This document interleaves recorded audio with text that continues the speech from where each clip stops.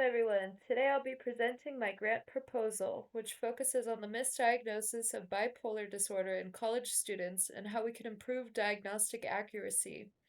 Misdiagnosis is a serious issue that affects mental health treatment and can delay the support that students need.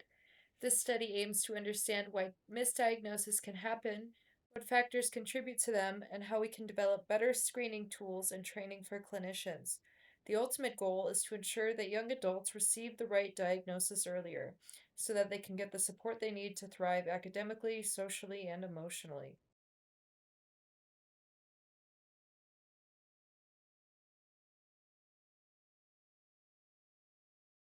Bipolar disorder is a serious mental health condition that affects mood regulation, energy levels, and daily life. Since symptoms typically begin in adolescence or early adulthood, college students are at high risk. However, misdiagnosis is common. Many students are incorrectly diagnosed with depression or anxiety instead of bipolar disorder. When this happens, they may be prescribed ineffective medications and experience worsening symptoms and face academic and personal challenges. Early and accurate diagnosis is crucial for ensuring that students get the proper treatment and support. This study seeks to address these challenges by improving screening methods and clinician training. Diagnosing bipolar disorder is difficult because its symptoms overlap with other mental health conditions, such as major depression, generalized anxiety disorder, and borderline personality disorder.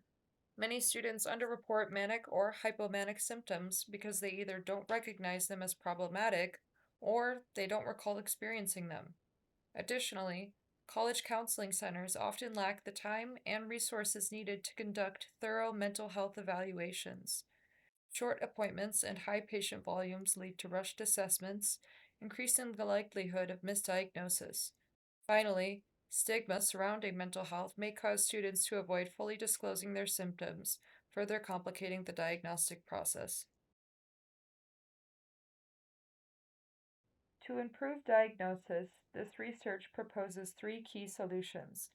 First, we will develop a structured screening tool designed specifically for young adults to help clinicians identify bipolar disorder more accurately. Then, we will enhance training for mental health professionals, equipping them with better strategies to distinguish bipolar from similar conditions. By integrating these changes, we aim to reduce misdiagnosis rates and ensure that students receive the right diagnosis and treatment without unnecessary delays. The main objective of this research is to identify common misdiagnosis patterns and to create solutions that will help improve diagnostic accuracy. By understanding the factors leading to misdiagnosis, we can propose better screening tools and clinician training that improve the identification of bipolar disorder. This study also seeks to bridge the gap between research and real world clinical practice, ensuring that our findings lead to practical solutions that can be applied in college mental health settings. Ultimately, the goal is to help young adults receive timely and accurate diagnosis, reducing distress and improving overall well being. This study will include two key groups. Number one, young adults ages 15 to 25 who have been diagnosed with bipolar disorder, both those who were correctly diagnosed and those who were initially misdiagnosed. And two, mental health professionals, including psychiatrists, psychologists, and primary care doctors, will share their experiences with diagnosing bipolar disorder. We will collect data through surveys and interviews to better understand the misdiagnosis process. Additionally, we will conduct a pilot study testing a structured screening tool in clinical settings, comparing diagnostic accuracy before and after.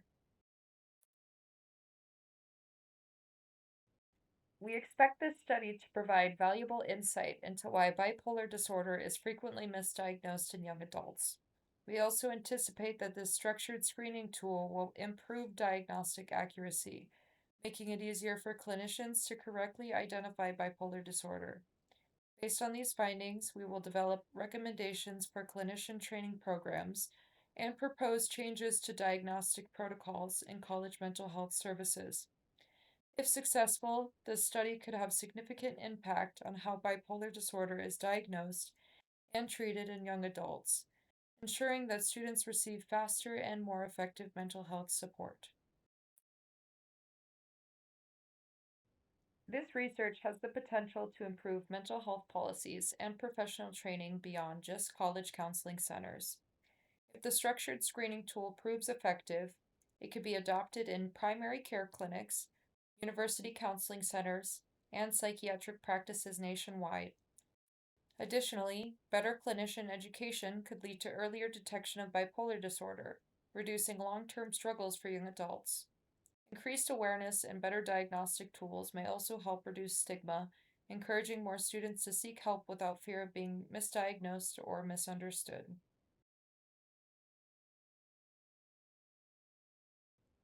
I am deeply passionate about improving mental health care for young adults and ensuring that students receive the right diagnosis and treatment early on. My academic background is in healthcare administration and social services, and I want to use this knowledge to create better support systems for individuals facing mental health challenges. My long term goal is to work in healthcare policy and advocacy, helping to improve mental health services in college counseling centers, hospitals, and community based programs. By utilizing my knowledge gained in my research, I hope to make a meaningful impact on mental health accessibility and quality of care. I'd love to hear your thoughts on this issue. One of the biggest challenges in mental health care is accurate diagnosis, especially in young adults. Many mental health conditions overlap in symptoms, making it difficult to correctly identify disorders like bipolar disorder. My question to you is, what do you think are the biggest challenges in diagnosing mental health conditions in young adults? And what changes do you think could help improve accuracy? Feel free to share your thoughts based on your experiences, ideas, or knowledge in mental health care. Thank you.